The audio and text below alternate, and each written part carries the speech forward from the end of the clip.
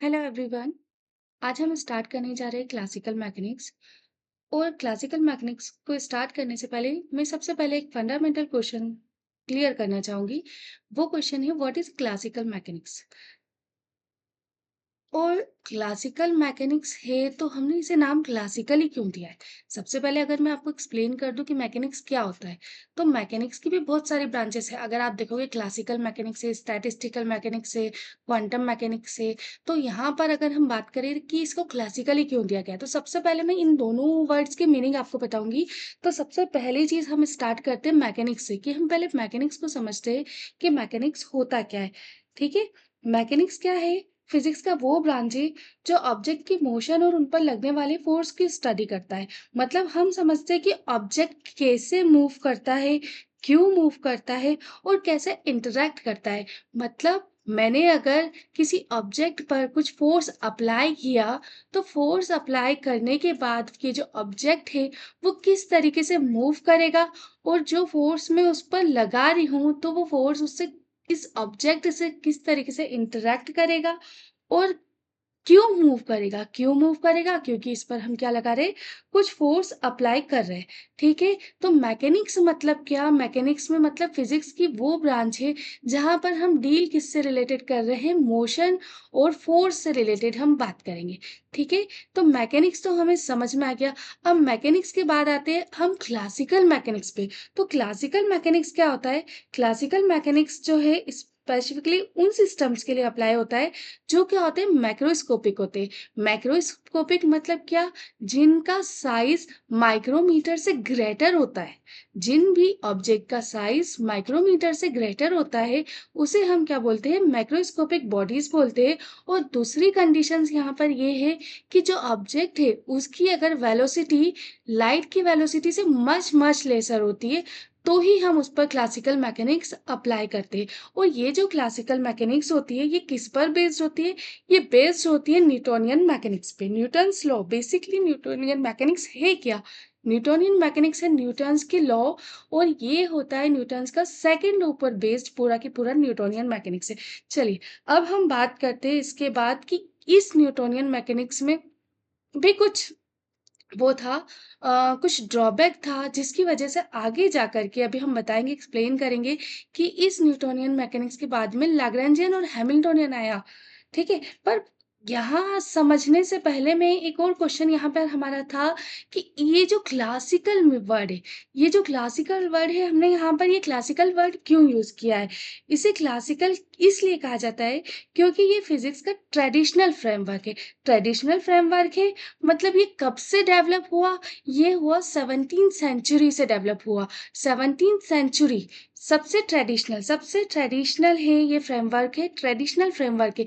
क्योंकि स्टार्टिंग ही यहीं से हुई। इसका जो फिजिक्स का जो फाउंडेशन है वो स्टार्टिंग ही हुआ क्लासिकल मैकेनिक्स से। क्योंकि अगर आप लोग 11th क्लास में पढ़े हो, तो 11th क्लास में आप लोगों ने सबसे पहले क्या चीज़ पढ़ी?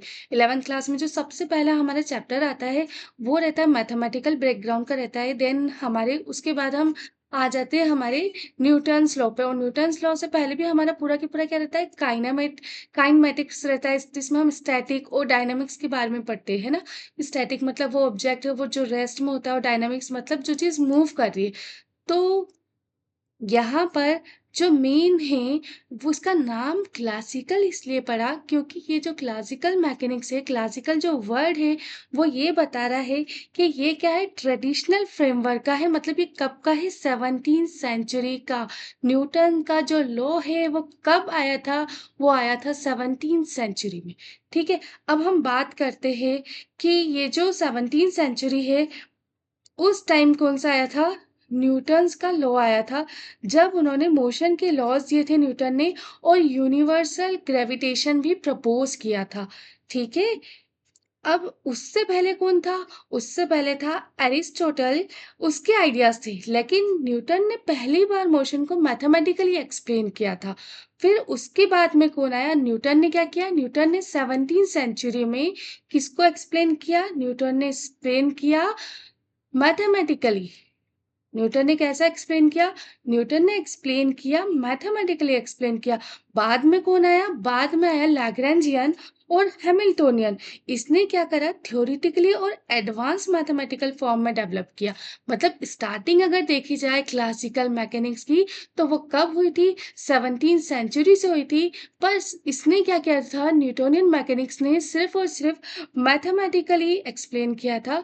पर अगर हम थ्योरेटिकली एक्सप्लेनेशन की बात करें, तो वो किसने किया था, लैग्रैन्जियन और हैमिल्टोनियन ने किया था। लैग्रैन्जियन कब आया था, 18th सेंचुरी में थ्योरी डेवलप हुई थी, उसे कहा गया लैग्रैन्जियन मैकेनिक्स। और 19th सेंचुरी में जो थ्योरी आई थी, उसे कहा गया हैमिल्टन मैकेनिक्स। ठीक है। अब अगर मैं यहाँ पर आपको एक बेसिक फंडा भी मैं आपको यहाँ पर क्लियर करती हूँ कि देखिए, न्यूटोनियन मैकेनिक्स में था क्या, मेनली न्यूटन्स लॉ पर बेस्ड है और न्यूटन के सेकंड लॉ पर बेस्ड है। ठीक है। पर होता क्या है, न्यूटन का सेकंड लॉ अगर मैं बोलूंगी, तो न्यूटन का सेकंड लॉ आप सभी लोग जानते हैं, वो क्या होता है, F equal to M A. ये वैसे तो आगे की क्लास में मैं आपको अच्छे से एक्सप्लेन करूंगी, पर मैं एक बेसिक ओवरव्यू दे देती हूँ। अगर आप इसको डिफरेंशियल फॉर्म में लिखेंगे, तो मैं इसको इस तरीके से लिख सकती हूँ, M X double dot equal to force. ठीक है। M X double dot equal to force. यहाँ पर ये हो गया हमारा न्यूटन मैकेनिक्स जो है, वो पूरा की पूरा इस लॉ पर बेस्ड है। पर इसके कुछ ड्रॉबैक्स थी। इसने पहले तो चीज ये है कि उसने मैथमेटिकल एक्सप्लेनेशन दिया, इसने यहाँ पर कोई भी थ्योरेटिकल कंफर्मेशन नहीं दिया था। थ्योरेटिकल कंफर्मेशन किसने दिया, लैग्रैन्जियन और हैमिल्टोनियन ने दिया। पर इसमें कुछ ड्रॉबैक्स थे। वो ड्रॉबैक्स ये थे कि यहाँ पर क्या है, जो भी सिस्टम है वो किस टाइप से, एक तरीके से फ्री पार्टिकल बोल सकती हूँ मैं, कि अगर मेरे पास कोई भी एक ऑब्जेक्ट है, अगर मैं एक ऑब्जेक्ट दे दूं और मैं इसको मोशन करवाना चाहूँ, ठीक है, और ये मेरे पास दूसरा एक ऑब्जेक्ट है, अगर मैं इन दो ऑब्जेक्ट्स को मोशन करवा रही हूँ, तो मैं बोल रही हूँ कि ये दोनों क्या है, एक तरीके से फ्री है, ये कहीं पे भी जा सकते हैं। मैंने यहाँ पर इनकी मोशन में कोई भी रिस्ट्रिक्शन नहीं लगाई है।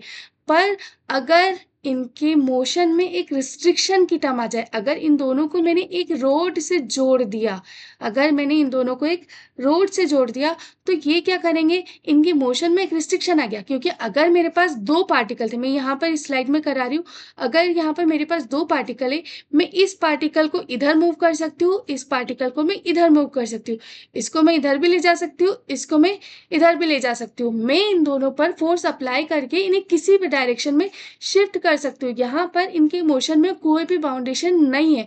पर अगर मैं इसकी बात करूँ, यहाँ पर अगर इन दोनों को मैंने अटैच्ड कर दिया, जब मैंने इन दोनों को अटैच्ड कर दिया, तो क्या हो जाएगा, अगर मैंने एक को इस डायरेक्शन में खींचा, तो दूसरा वाला भी ऑटोमेटिक इस डायरेक्शन में खींचा जाएगा। इसको मैं अपोजिट डायरेक्शन में नहीं शिफ्ट कर सकती। यहाँ पर क्या हो रहा है, इन दोनों का जो मोशन है, वो एक तरीके से क्या हो गया, यहाँ पर एक रिस्ट्रिक्शंस आ गई है, इनकी मोशन में रिस्ट्रिक्शन आ गई है। और जब मोशन में रिस्ट्रिक्शन आ जाती है, तो तब वहां पर आती है कॉन्स्टेंट्स टर्म। तब वहां पे कौन सा फोर्स ऐड हो जाता है, कॉन्स्टेंट फोर्स। अब यहाँ पर देखिए, आपके पास एक इक्वेशन है, M X double dot equal to F. अब अगर मेरे पास किसी सिस्टम में कांस्टेंट की टर्म आ जाती है, कांस्टेंट की टर्म आ जाती है, तो उसको मैं किस तरीके से लिख सकती हूँ, वहां पर एक और फोर्स ऐड हो जाएगा। वो फोर्स किस तरीके से हो जाएगा, एफ प्लस एफ ऑफ सी। और ये एफ ऑफ सी क्या है, कांस्टेंट फोर्स है। कांस्टेंट फोर्स है, मैं कहाँ पर लिखूँ, यहाँ पर मेरे पास स्लाइड में स्पेस नहीं है, मैं दो इक्वेशन एक्सप्लेन करना चाह रही हूँ, पर वो ठीक है, हम आगे की उसमें ही करेंगे।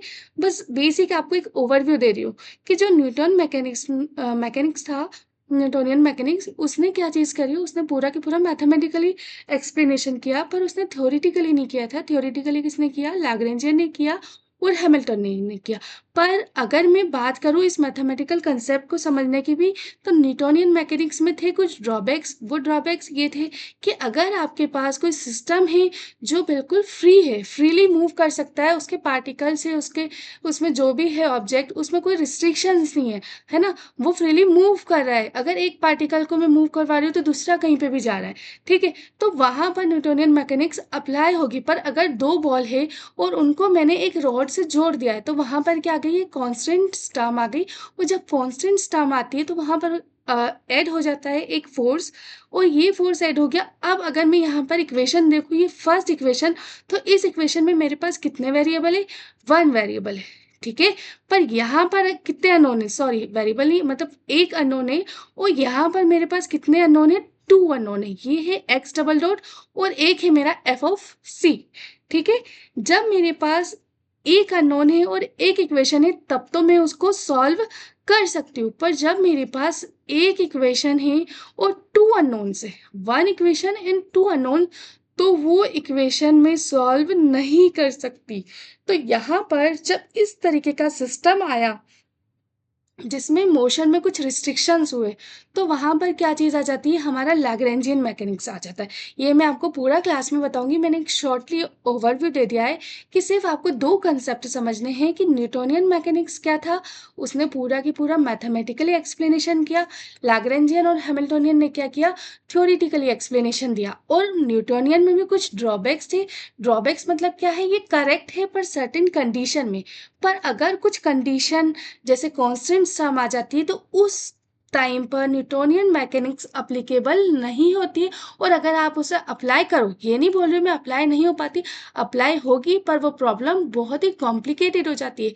तो उसको इजीली सॉल्व करने के लिए किस टर्म का यूज़ किया जाता है, लैग्रेंजियन और हैमिल्टोनियन फॉर्मूलिज्म का यूज़ किया जाता है। ठीक है, अभी ये तो मैंने आपको थोड़ा सा एक बेसिक ओवरव्यू दिया है, ये हम और अभी क्लासेस स्टार्ट करेंगे तो वहाँ पर हम इन चीज़ों के बारे में, लैग्रेंजियन और हैमिल्टोनियन थ्योरी को डिटेल में देखेंगे। न्यूटोनियन मैकेनिक्स तो आप लोग ऑलरेडी 11th क्लास में पढ़ चुके हो, तो मैं उस पर लाइटली एक वीडियो ही बनाऊंगी। देन उसके बाद हम कॉन्स्टेंट्स, डिग्री ऑफ फ्रीडम और लैग्रेंजियन मैकेनिक्स स्टार्ट कर देंगे। ठीक है, अब हम बात करते हैं क्लासिकल मैकेनिक्स की एप्लीकेशंस की और लिमिटेशंस की। ठीक है, तो इसकी एप्लीकेशंस आप देख सकते हो कि कोई भी ऑब्जेक्ट प्रोजेक्टाइल मोशन करता है, ये आप लोगों ने ऑलरेडी 11th क्लास में पढ़ा है कि क्लासिकल मैकेनिक्स का यूज़ करके हम इसकी हाइट निकाल लेते हैं कि इसकी मैक्सिमम हाइट कितनी होगी, ये कितना अपना पाथ तय करेगा। ठीक है, ये इसके बारे में हम पूरा की पूरा ऑलरेडी 11th क्लास में देख चुके हैं। फिर इसके बाद प्लानिटरी मोशन में भी क्लासिकल मैकेनिक्स का यूज़ होता है। फिर अगर हम मोशन ऑफ व्हीकल्स की बात करें तो गाड़ियों का चलना, अगर मैं वेलोसिटी निकालना चाह रही हूँ, स्पीड निकालना चाह रही हूँ, तो ये सारी की सारी चीज़ें किस पर बेस्ड है, क्लासिकल मैकेनिक्स ही हमें बताता है। ठीक है, और रियल वर्ल्ड मैकेनिकल सिस्टम भी किससे रिलेटेड है, एप्लीकेशन से क्लासिकल मैकेनिक्स के।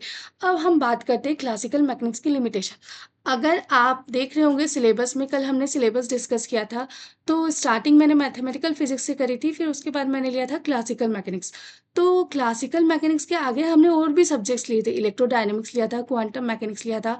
तो यहाँ पर है क्लासिकल मैकेनिक्स और वो एक और वर्ड है क्वांटम मैकेनिक्स। तो सबसे फर्स्ट चीज़ मैंने आपको ये बताया कि जो क्लासिकल मैकेनिक्स है वो कब एप्लीकेबल है। क्लासिकल मैकेनिक्स सिर्फ और सिर्फ मैक्रोस्कोपिक ऑब्जेक्ट्स के लिए एप्लीकेबल है, और वो ऑब्जेक्ट जिनकी वेलोसिटी क्या होती है, लाइट की वेलोसिटी से मच मच लेसर होती है।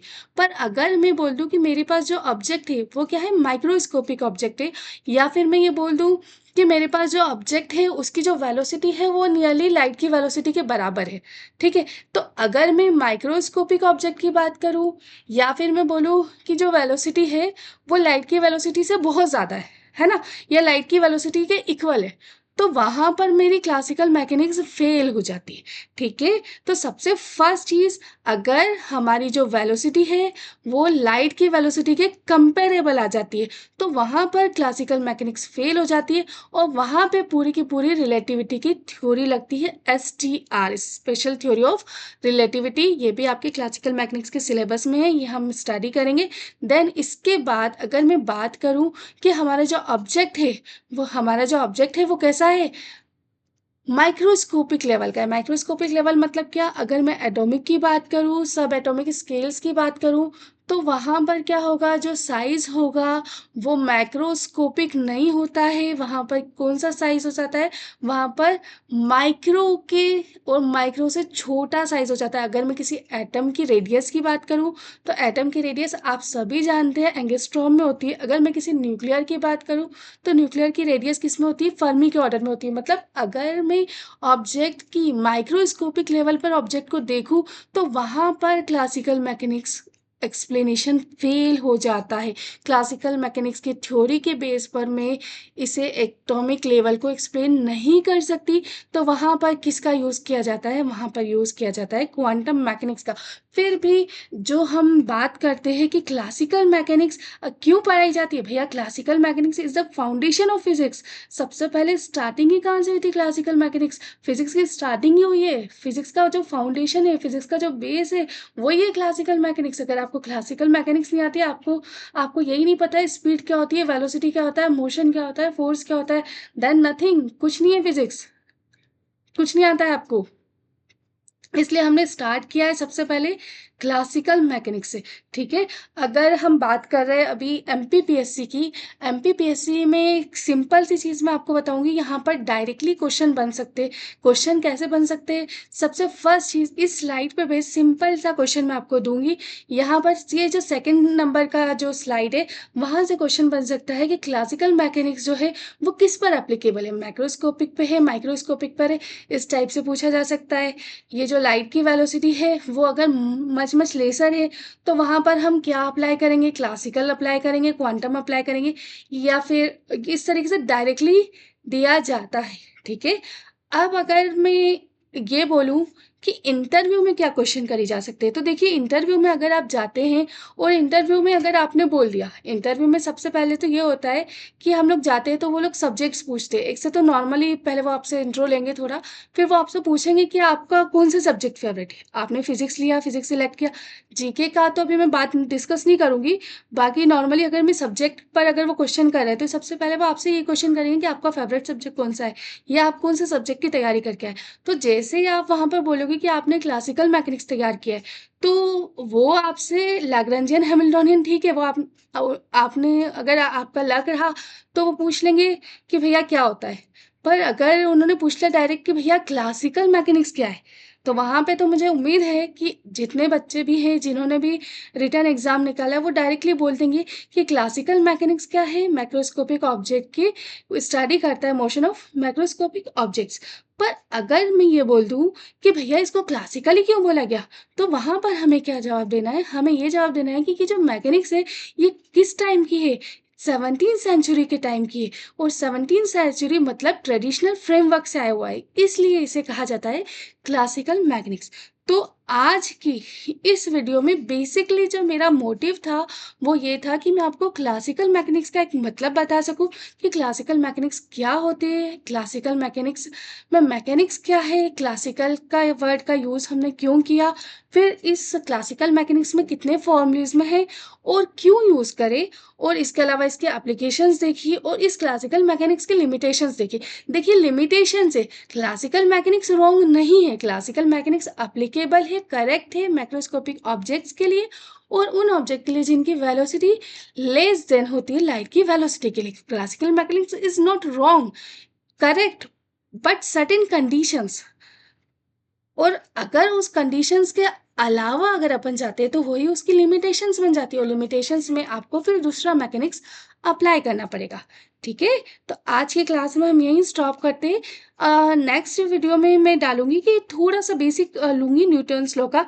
देन उसके बाद हम स्टार्ट कर देंगे हमारा Lagrangian mechanics. Okay, thank you very much.